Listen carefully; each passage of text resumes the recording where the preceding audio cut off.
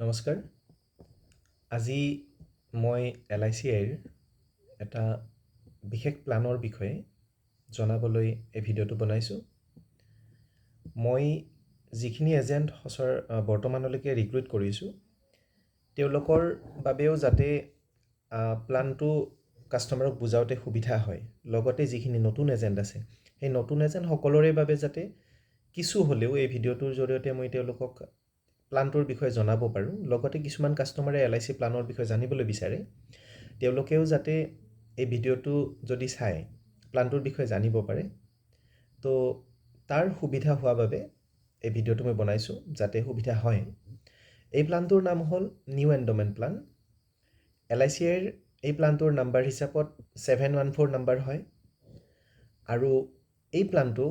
এটা এণ্ডমেণ্ট প্লান হয়, অৰ্থাৎ ইয়াত savings plus life insurance plus tax benefit কাষ্টমাৰে লাভ কৰে। এই প্লানটো যদি কোনো কাষ্টমাৰে ল'ব বিচাৰে তেতিয়াহ'লে কিছুমান টাৰ্মছ কণ্ডিশ্যন আছে। সেই টাৰ্মছ কণ্ডিশ্যনবিলাকৰ ভিতৰত বয়সৰ ক্ষেত্ৰত সৰ্বনিম্ন বয়স কাষ্টমাৰৰ হ'ব লাগে 8 বছৰ আৰু সৰ্বোচ্চ 50 বছৰ। অৰ্থাৎ 8 বছৰৰ পৰা 50 বছৰ বয়সৰ যিকোনো ব্যক্তিয়ে এই প্লানটো ল'ব পাৰে। ইয়াৰ পিছতে টাৰ্ম হিচাপত যদি আমি চাওঁ 12 বছৰৰ পৰা 35 বছৰ টাৰ্ম ইয়াৰ আছে। এই প্লানটোত মেক্সিমাম মেচুৰিটি এজ কাষ্টমাৰৰ 75 ইয়াৰ্ছ। অৰ্থাৎ একজন যদি 50 বছৰ বয়সৰ ব্যক্তিয়ে এই প্লানটো লয় তেতিয়াহ'লে তেখেতৰ বাবে সৰ্বোচ্চ মেচুৰিটি বয়স 25 বছৰ হ'ব পাৰিব। অৰ্থাৎ তেওঁ 25 বছৰ টাৰ্ম হিচাপত তেওঁৰ 75 ইয়াৰ্ছ অল্ড যেতিয়া হ'ব তেতিয়া মেচুৰিটি পোৱাকৈ পলিচিটো ল'ব পাৰিব সৰ্বোচ্চ। যদি ছাম এচিউৰ্ড চোৱা যায়, ছাম এচিউৰ্ড মিনিমাম আছে 2 লাখ টকা। পূৰ্বতে এইটো 1 লাখ টকাৰো পলিচি আছিলে, এতিয়া 2 লাখ টকা হৈছে মিনিমাম। আৰু মেক্সিমাম ইয়াত কোনো লিমিট নাই, অৰ্থাৎ কাষ্টমাৰে নিজৰ যিখিনি সামৰ্থ্য আছে, আৰ্থিক সামৰ্থ্য আছে, তেওঁৰ ইনকাম অনুযায়ী তেওঁ এই প্লানটো ল'ব পাৰে। এই প্লানটোৰ প্ৰিমিয়াম পে' কৰাৰ মোড হিচাপত yearly, half yearly, quarterly, monthly, অৰ্থাৎ মান্থলিটো নাচ হিচাপত বা নাচ হিচাপত কাষ্টমাৰে কৰি ল'ব বিচাৰে যদি এইটো কৰি ল'ব পাৰে, বা এইটো চেলাৰীৰ পৰাও তেওঁলোকে ডাইৰেক্ট দিব পাৰে। ইয়াৰ পিছতে যদি লোনৰ সুবিধা কাষ্টমাৰে ল'ব বিচাৰে তেতিয়াহ'লে পলিচি লোৱাৰ 1 বছৰ হৈ যোৱাৰ পিছত কাষ্টমাৰে প্লানটোত লোন লোৱাৰ সুবিধা লাভ কৰে। লগতে প্লানটো লোৱাৰ পৰা 1 বছৰ পিছত কাষ্টমাৰে ছাৰেণ্ডাৰ কৰাৰো সুবিধা লাভ কৰে। কিন্তু ছাৰেণ্ডাৰৰ সুবিধা যদিও দিছে, মই এই ক্ষেত্ৰত ক'ব বিচাৰিছোঁ যে ছাৰেণ্ডাৰ কৰাটো একচুৱেলি ভুল, কাৰণ আপোনাৰ নামত ইঞ্চুৰেঞ্চ নাথাকিব। আপোনাৰ যিটো মূলধন, সেই মূলধনখিনিৰ ক্ষেত্ৰতো আপুনি লোকচানৰ সন্মুখীন হ'ব যদিহে আপুনি ছাৰেণ্ডাৰ কৰে। আমি যদি 35 বছৰ বয়সৰ ব্যক্তি এগৰাকীৰ ক্ষেত্ৰত ছাম এচিউৰ্ড 5 লাখ টকা লৈ 18 বছৰৰ বাবে এই প্লানটো চাবলৈ বিচাৰোঁ, তেতিয়াহ'লে আমি এই প্লানটোত সেই কাষ্টমাৰজনৰ প্ৰিমিয়াম হিচাপত আমি পাম যে তেওঁ বছৰেকত পে' কৰিব লাগিব 29,483 ৰুপিজ। অৰ্থাৎ 35 বছৰ বয়সৰ ব্যক্তি এগৰাকীয়ে তেওঁৰ যদি কোনোবা সদ্যজাত নৱজাতক, তেওঁৰ শিশু কোনোবা আছে, তেওঁৰ এডুকেশ্যন প্লেন হিচাপত যদি এই প্লানটো ল'ব বিচাৰে 18 বছৰ সময়ৰ বাবে, তেতিয়াহ'লে তেওঁ ইয়েৰলি প্ৰিমিয়াম দিব লাগিব 29,483 ৰুপিজ। 6 মাহীয়া যদি কিস্তি তেওঁ দিব বিচাৰে তেতিয়াহ'লে 6 মাহত তেওঁৰ প্ৰিমিয়াম হ'ব 14,895 ৰুপিজ।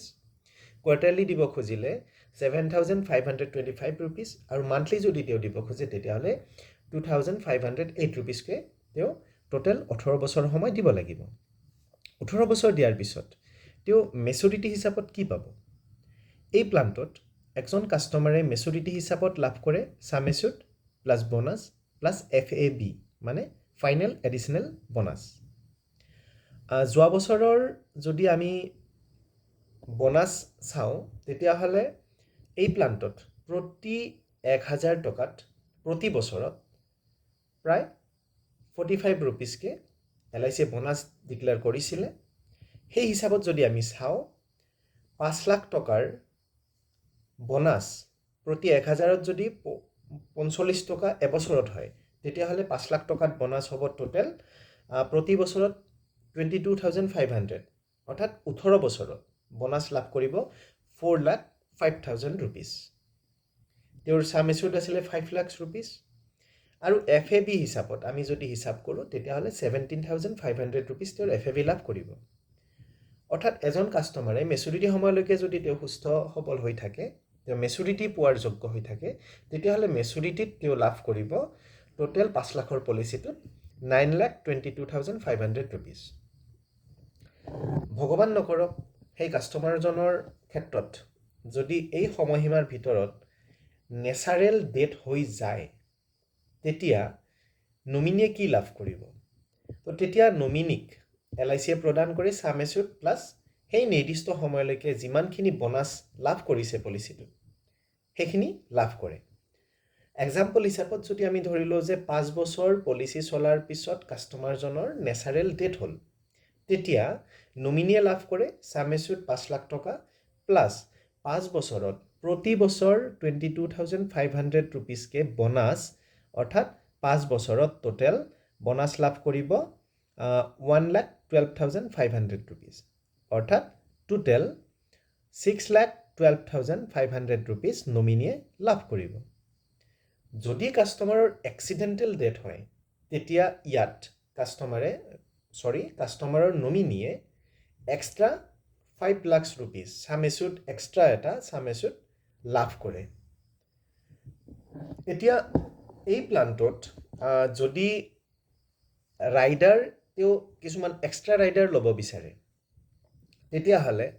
এই প্লানটোত মই যিখিনি প্ৰিমিয়াম ক'লোঁ এইমাত্ৰ তাত মই ADDB অৰ্থাৎ accidental death and disability benefit ৰাইডাৰটো মই এড কৰি দিছিলোঁ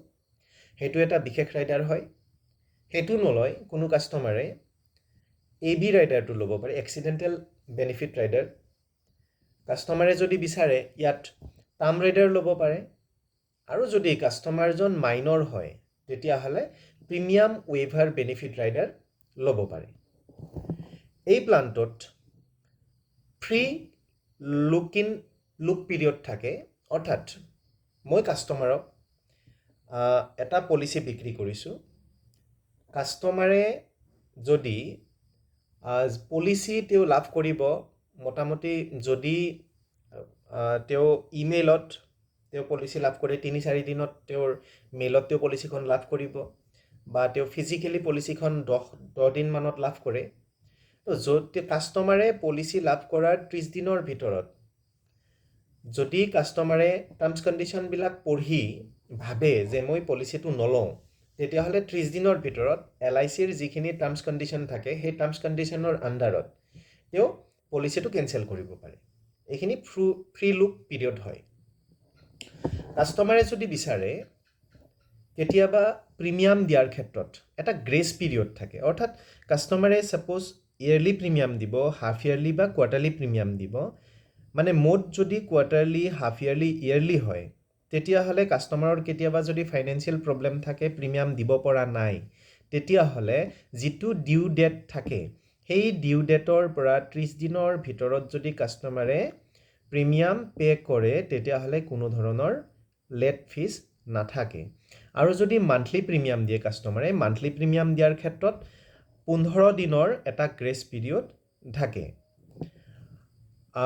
যদি কাষ্টমাৰে মান্থলি প্ৰিমিয়াম লয় বা কোৱাৰ্টাৰলি প্ৰিমিয়াম লয় তেতিয়াহ'লে কাষ্টমাৰৰ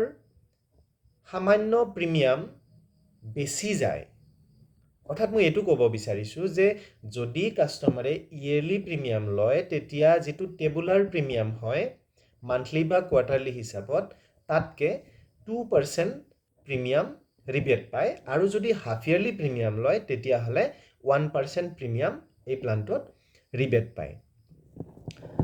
পলিচি ৰিভাইভেলৰ ক্ষেত্ৰত অৰ্থাৎ যদি পলিচি লেপছ হয়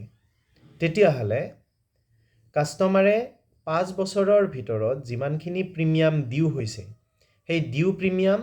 লগত লেট ফিজ দি পলিচিটো পুনৰ চলন কৰিব পাৰে এতিয়া পলিচি লেপছ কেতিয়া হ'ব পলিচি এটা তেতিয়া লেপছ হয় যেতিয়া মান্থলি প্ৰিমিয়াম টোটেল 7টা প্ৰিমিয়াম ডিউ হয় বা হাফ ইয়াৰলি প্ৰিমিয়াম 2টা ডিউ হয়, কোৱাৰ্টাৰলি প্ৰিমিয়াম 3টা ডিউ হয়, বা ইয়াৰলি প্ৰিমিয়াম যেতিয়া ডিউ আছিলে, ডিউ ডেট আছিলে, তাৰ পৰা যদি 6 মাহ পাৰ হৈ যায় তেতিয়াহ'লে পলিচি এটা লেপছ হৈ যায়। এই প্লানটোত কাষ্টমাৰক টেক্স বেনিফিট প্ৰদান কৰিছে। টেক্স বেনিফিটৰ ভিতৰত কাষ্টমাৰে প্ৰিমিয়ামৰ ওপৰত 80C আণ্ডাৰ ছেকশ্যন 80C তেওঁ টেক্স ৰিবেট পায়। লগত ক্লেইম বা মেচুৰিটিৰ ক্ষেত্ৰত তেওঁ আণ্ডাৰ ছেকশ্যন 10D তেওঁ ৰিবেট পায়। অৰ্থাৎ তেওঁ মেচুৰিটিত কোনো ধৰণৰ টেক্স পে' কৰিব নালাগে। এতিয়া যদি কাষ্টমাৰে এই প্লানটো ল'ব বিচাৰে তেতিয়াহ'লে তেওঁৰ কাষৰ যি এজেণ্ট বন্ধু আছে তেওঁৰ দ্বাৰা এই প্লানটোৰ বিষয়ে ভালকৈ জানিব পাৰিব। মই আশা কৰিছোঁ যে এই ভিডিঅ'টোৱে সেই এজেণ্ট বন্ধুজনক বা কাষ্টমাৰক বা মোৰ যিখিনি ৰিক্ৰুইট কৰা এজেণ্ট আছে সেইখিনিক কিছু হ'লেও প্লানটোৰ বিষয়ে কাষ্টমাৰক বুজোৱাৰ ক্ষেত্ৰত বা কাষ্টমাৰে নিজে বুজাৰ ক্ষেত্ৰত অলপ হ'লেও হেল্প কৰিছে। যদি আপোনাৰ কিছু হ'লেও ইনফৰমেশ্যন মই প্লানটোৰ জৰিয়তে দিব পাৰিছোঁ তেতিয়াহ'লে আপোনালোকে মোক কমেণ্ট যোগে জনাব পাৰিব, বা মোক আপোনালোকে কমেণ্ট কৰি বা লাইক কৰি বা শ্বেয়াৰ কৰি ভৱিষ্যতে যাতে আৰু ভিডিঅ' বনাব পাৰোঁ আৰু বেলেগ বেলেগ প্লানৰ ডিটেইলছ জনাব পাৰোঁ তাৰ বাবে উৎসাহিত কৰিব পাৰিব বা উৎসাহিত কৰিব বুলি আশা ৰাখি আজিলৈ ধন্যবাদ।